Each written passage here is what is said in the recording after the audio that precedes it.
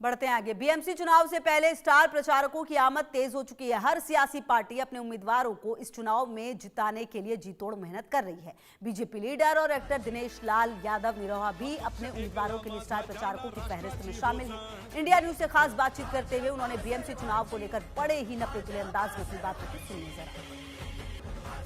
BMC चुनाव को देखते हुए हर सियासी पार्टी ये कोशिश कर रही है कि जो वोटों का जखीरा है वो ज़्यादा से ज़्यादा उनकी झोली में जमा हो जाए, और यही वजह है कि ऐसे मौके पर स्टार प्रचारकों के जरिए उन सभी जगहों पर अपने जो वोटर्स हैं उनके बीच उनको लाया जाता है, ताकि वो उनको बता सकें कि मौजूदा स्थिति आपकी क्या है, और जब आप अपने उस उम्मीदवार को चुनकर लाएंगे तो वो आपकी क्या स्थिति बना सकता है। स्टार प्रचारकों की फहरिस्त में दिनेश लाल यादव भी शामिल हैं। उनसे बातचीत करेंगे ज़्यादा समय ना लेते हुए।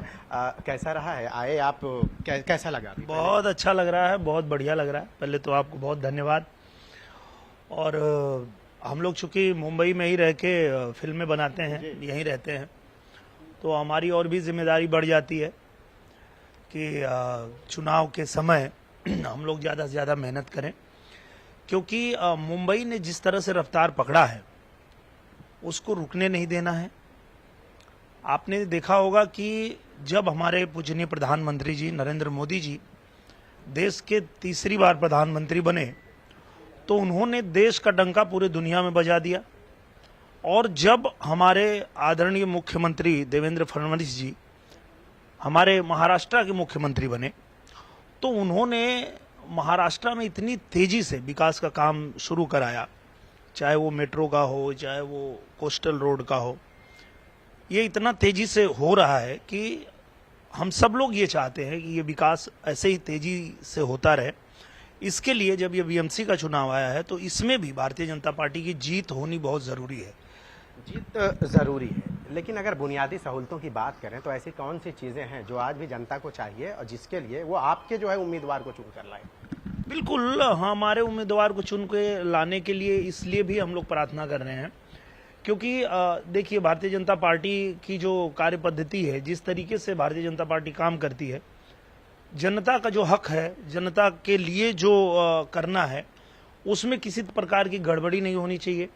और ये भारतीय जनता पार्टी के कार्यशैली में है कि भारतीय जनता पार्टी जब भी आती है, जहां भी आती है, आप देख लें, आप देश के किसी भी राज्य में चले जाएं, जहां भी भारतीय जनता पार्टी है वहां निष्पक्ष रूप से बिना किसी भेदभाव के तरक्की हो रही है, विकास हो रहा है। या महाराष्ट्र में बड़ी तादाद में यूपी के लोग हैं। कई जगहों पर आपने देखा है कि हिंदी और मराठी और हिंदी के नाम पे निशाना बनाया गया है।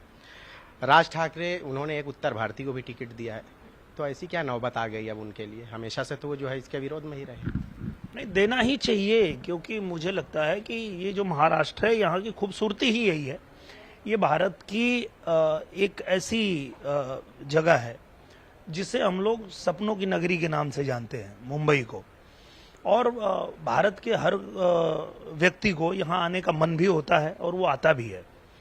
तो यहाँ किसी भी प्रकार का इस तरह का विवाद होना भी नहीं चाहिए, खासकर भाषा को लेके या किसी भी चीज को लेके, जाति को लेके, धर्म को लेके, भाषा को लेके, किसी भी चीज को लेके विवाद नहीं होना चाहिए। और सब लोग एक साथ मिल करके मुंबई को सजाते हैं, चमकाते हैं और मुंबई का डंका बजाते हैं। और भारतीय जनता पार्टी के लिए तो सबका प्रेम है, निश्चित रूप से आप देख रहे हैं, इसलिए बार बार प्रचंड बहुमत से हम लोग आ भी रहे हैं। अभी आपने बिहार में भी देखा, हम लोग प्रचंड जीत हासिल किए हैं, और आप देखेंगे कि इस चुनाव में भी, महाराष्ट्र में भी हम लोग ऐसी ही जीत हासिल करेंगे।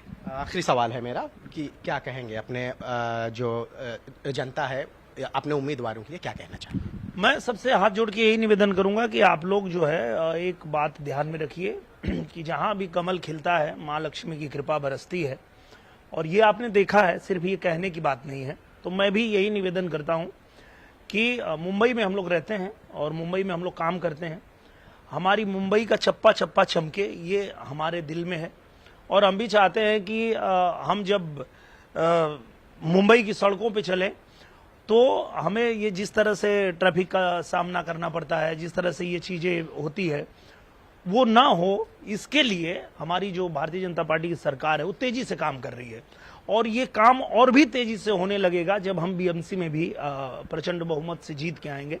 तो सबसे निवेदन है कि आप कमल के बटन को दबाइए और हमारे सभी प्रत्याशियों को विजयी बनाइए, यही हमारा निवेदन है आपसे। बहुत बहुत शुक्रिया हमसे बात करने के लिए। तो ये थे दिनेश लाल यादव, जिन्होंने आपके सामने अपनी बात रखी।